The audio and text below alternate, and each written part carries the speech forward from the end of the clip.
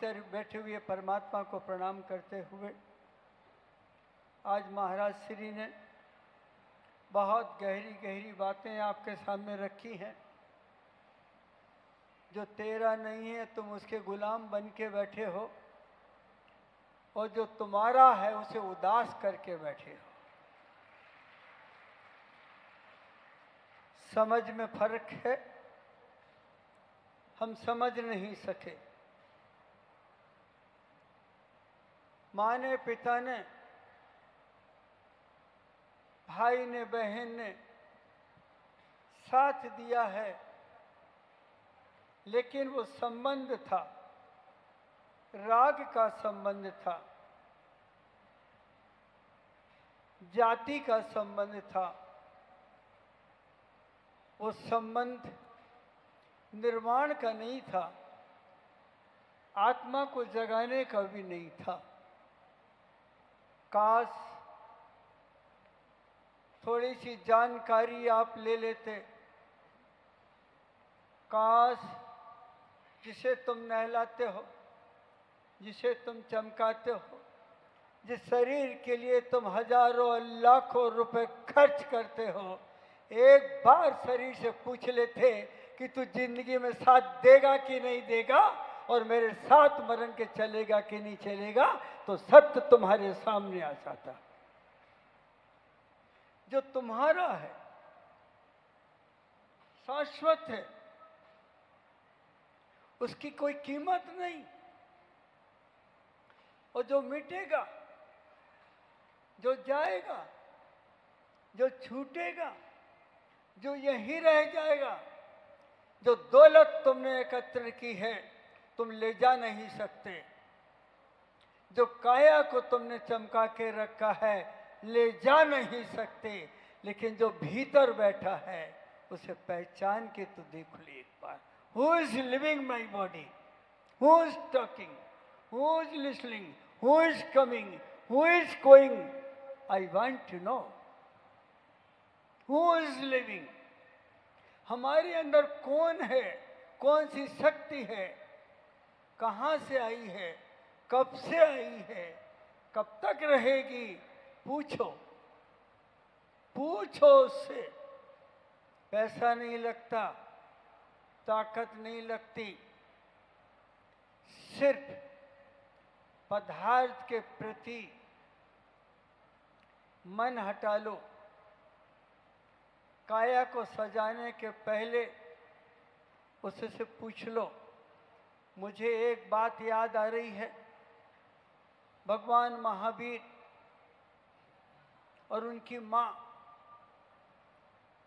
ने तैयारी की, स्नान किया, कपड़े वस्त्र अच्छे से अच्छे पहने, और महावीर से जाकर के माँ ने पूछा, बेटे इस कपड़े में मैं कैसी लग रही हूं? महावीर मौन हो गए।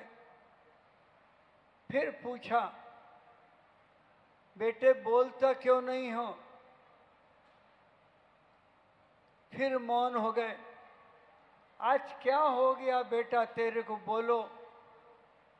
तब कहा था, माँ आज तुम अच्छी नहीं लग रही हो। बोले क्यों? पहले तुम अच्छी लग रही थी, लेकिन तुमने जो श्रृंगार किया है इसीलिए अच्छी नहीं लग रही हो, वो शाश्वत नहीं है। वो चमक दमक देके क्यों दूसरों की नजरों की तरफ जा रहे हो? क्या मकसद है तुम्हारा? क्या करोगे तुम? अपने को सजा के दूसरों को सजाओगे, उनकी नीयत खराब करोगे, उनके विचार खराब करोगे। अरे सजाना है तो भीतर वाले को सजाओ, बुलाना है तो भीतर वाले को बुलाओ, और जगाना है तो भीतर वाले को जगाओ। जिस दिन वो जाग जाएगा, जिस दिन जाग जाएगा। एक छोटा सा उदाहरण देता हूं, फिर बात पूरी करता हूं, क्योंकि सांझ हो रहा है।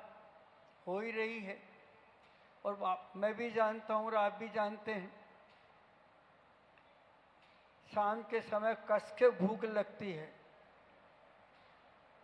रात हो जाएगी, कहेंगे महाराज जी ने तो इतनी देर बैठा लो, सबका खा लें, कैसे रहें। छोटा सा उदाहरण दे रहा हूं। एक गाय, अब ध्यान से सुन लीजिए आप, एक गाय के पीछे शेर लगा, उसके पीछे भागा। गाय ने भी पूरी ताकत लगा दी। आगे दलदल थी, कीचड़ थी। गाय उसमें जाकर के चिपक गई, खड़ी हो गई। शेर ने सोचा पास में ही है, मैं भी चला जाऊं। शेर भी भागा और वो भी उसी दलदल में फंस गया। तो गाय मुस्कुरा रही थी, शेर तड़प रहा था। तो शेर ने पूछा, अरे मैं यहां आया हूं, मैं तेरे को डर नहीं लगता क्या? गाय फिर मुस्कुराई। शेर ने कहा, इस दलदल में घुस गए, तेरे को डर नहीं लग रहा क्या? फिर मुस्कुराई। बोले नहीं। बोले क्यों? बोले तुझे निकालने के लिए कोई नहीं आएगा, सब तेरे से डरते हैं, तू वहीं रहेगा। और शाम होगी, जब मेरा मालिक मुझे लेने के लिए आएगा, मैं उसके साथ हंस के जाऊंगी और तू यहीं रह जाएगा। एक पशु के अंदर भी ज्ञान है। एक इंद्री से लेकर पंचेंद्री तक सबके अंदर ज्ञान है। सिर्फ एक छोटी सी बात मैं आपसे कह रहा हूं। कुल 33 व्यंजन हैं, कुल 33 व्यंजन हैं, अक्षर। पूरा विश्व उन अक्षरों में घूम रहा है। एक अक्षर के अंदर क्या क्या छुपा है, कितना छुपा है, कितनी जातियों में गया है। अंग्रेजी में गया है, उर्दू में गया है, मराठी में गया है, तेलुगु में गया है, पता नहीं कितनी भाषा में है, लेकिन वो 33 है।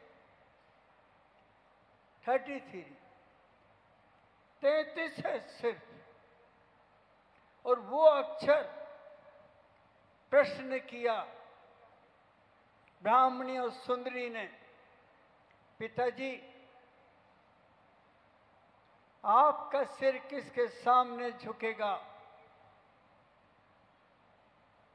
तब कहा था उनकी बेटियों ने, ब्राह्मणी और सुंदरी ने कहा था, पिताजी जिसके साथ हमारी शादी होगी वहां तुम्हारा सिर झुकेगा।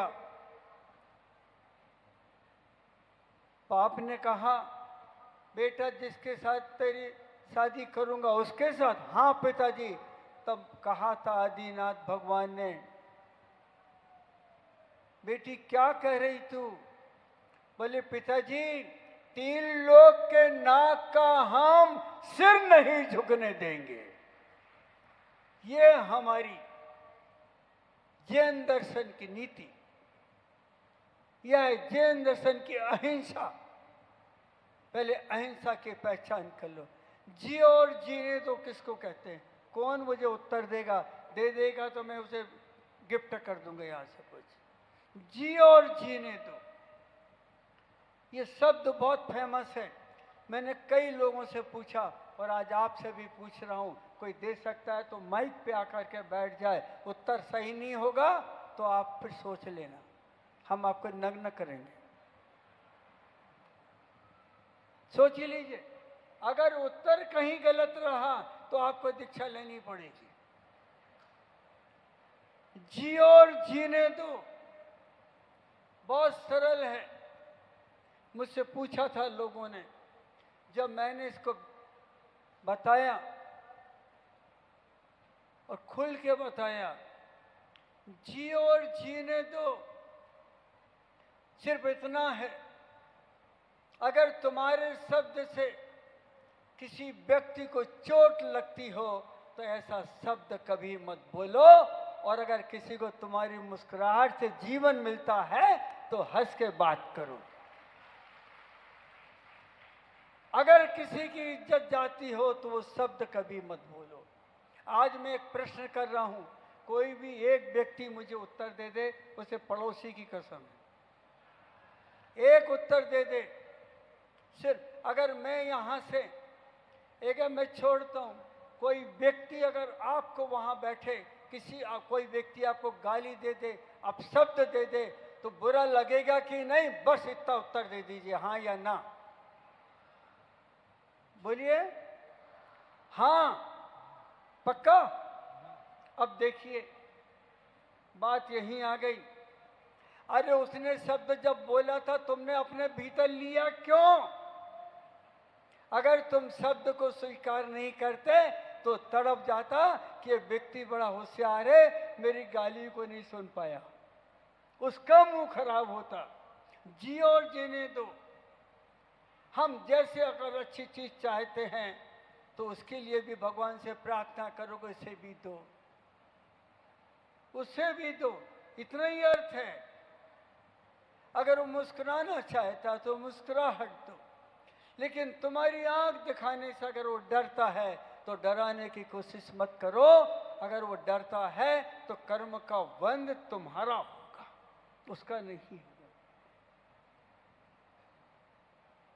तो मैंने आपसे कहा कि यूं तुम नालायक हो, तुम ऐसे हो, नहीं, सुनो मत, चुपचाप रहो, मौन रहो। मेरा दिल खुद कहेगा मैंने उस अच्छे व्यक्ति को मैंने ये शब्द क्यों दे दिए। आपने लिए नहीं, मैंने दिए, मेरे शब्द फालतू चले गए और बंधन मेरे को कर्म का हुआ। तो जियो और इस तरह का से जियोगे जिस घर में तुम रहते हो तुमसे कोई नाराज ना हो। इस तरह से उनसे बोलो कि मधुर शब्द तुम्हारे मुंह से निकले। इस तरह उस घर में जाओ कि हमारे घर की शोभा बनी रहे और हमारे घर की इज्जत बने रहे। तो समझ लेना कि जियो और पड़ोसी की कसम पालन करना। कितना बड़ा आयोजन है। जियो और जियो की कला सीखने का मौका है। आज नग्न दिगंबर मुनि आज यहाँ तुम्हारे सामने बैठे हैं, कितने भाग्यवान हो, कितने भवों का पुण्य उदय में आया होगा, कह नहीं सकते। हो सकता है कि कभी तुमने समोसरण में भी गए होगे और सुना होगा, या मुनियों के पास बैठे होगे, या देखा होगा, या कभी प्रार्थना की होगी, हे भगवान हमारे दिन कब आएंगे। तो आज अगर तुम्हारा ये दिन आया है, मनुष्य भाव में जन्म हुआ, तो अतीत का पुण्य तुम्हें लेकर के आया है। बस ताली बजाते से ज्यादा कुछ नहीं करते आप। मैं ताली नहीं चाहता। अगर ये पुण्य मिला है, अपने अंदर एक बात स्थापित कर लो कि हाँ कितने हम भाग्यवान हैं, कितना हमने मेहनत की होगी, कहाँ कहाँ किन किन गतियों में गए होंगे, एक इंद्रिय में कैसे रहे, दो इंद्रिय में कैसे रहे, त्रि-इंद्रिय में कैसे रहे, चौर इंद्रिय में कैसे रहे, और पांचवी इंद्रिय में अगर आए तो चलो अच्छा हुआ पशु नहीं बने, हम जैन कुल में आए। और एक मजे की बात आपसे पूछ रहा हूँ, उत्तर दे देना मुझे। आप लोग मंदिर में जाके आधा चंद्रमा बना के चावल चढ़ाते कि नहीं? आवाज नहीं आ रही? क्यों चढ़ाते हो आधा चंद्रमा? पूरा क्यों नहीं बनाते? पूरा क्यों नहीं बनाते? उसका कारण है, हम 14 राजू के लोक में रहते हैं और 7 राजू पे आ गए हैं, इसीलिए आधा चंद्रमा बनाया है। पूरा चंद्रमा कुल 7 राजू, बस बस बस। और जैन कुल अहिंसा धर्म जियो और जीने दो। हम मौत को पराजित करेंगे, काया से प्रेम छोड़ेंगे, आत्मा से प्रेम करेंगे। ओम जय जय जय। पाप का हो क्षय क्षय क्षय। ओम जय जय जय। पुण्य का उदय उदय उदय। ओम जय जय जय। पाप का हो क्षय क्षय क्षय। ओम जय जय।